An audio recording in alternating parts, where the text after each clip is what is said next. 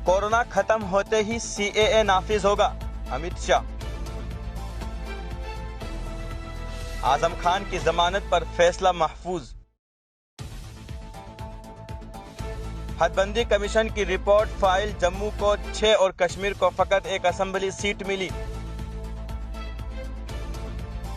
मुनव्वर राना ने योगी और उनकी वालिदा की तस्वीर पर लिखा शेर, मेरी ख्वाहिश है कि मैं फिर से फरिश्ता हो जाऊं, माँ से इस तरह लिपट जाऊं कि बच्चा हो जाऊं।